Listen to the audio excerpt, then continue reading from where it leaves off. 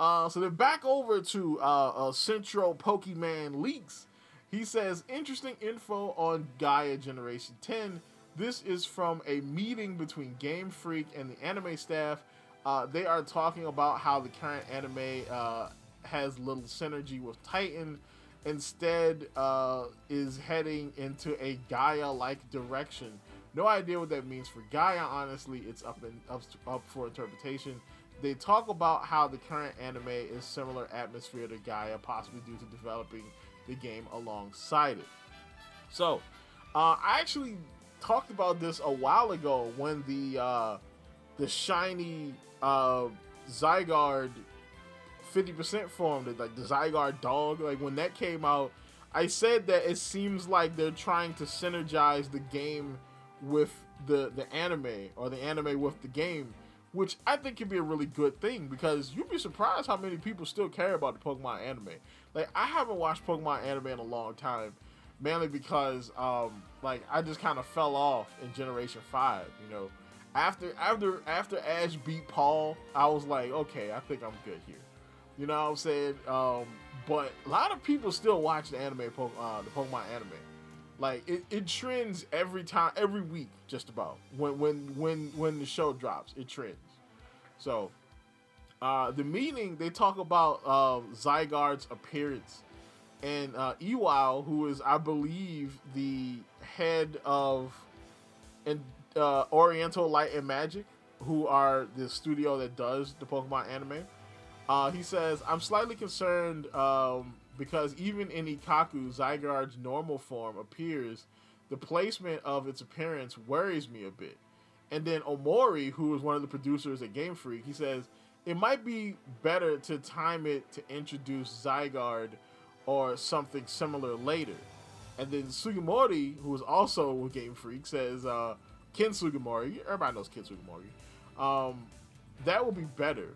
And then Matsumiya, who I'm not sure if he's with OLM or if he's with Game Freak. I feel like I've heard his name before, so he's probably with Game Freak. And he says, I feel like they're just choosing things based on color. How can we create synergy with a surprise element of mega evolutions in a game and the anime, in the games and the anime? And then Sugimori says, I'd like them to push it back as much as possible, bringing Zygarde in later rather than saying don't include this Pokemon. We should focus on timing and consistency with their appearances. And then Matsumiya says, since we've removed the island hopping aspect, there's no more worry about cannibalization, but I'm still worried about the school setting disappearing completely. It's tragic that this is Sugimori, by the way. It's tragic that we start by going to school because we want to, but then suddenly we can't go anymore.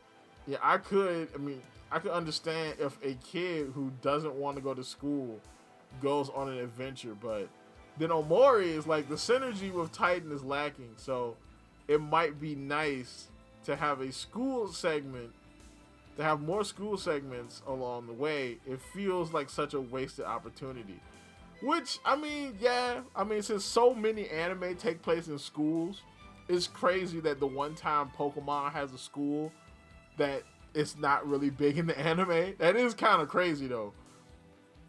The Sugimori says, I don't understand why we're skipping Titan instead of heading in a Gaia-like direction. And then Omori says, make it alongside Gaia, risk creating similar atmosphere.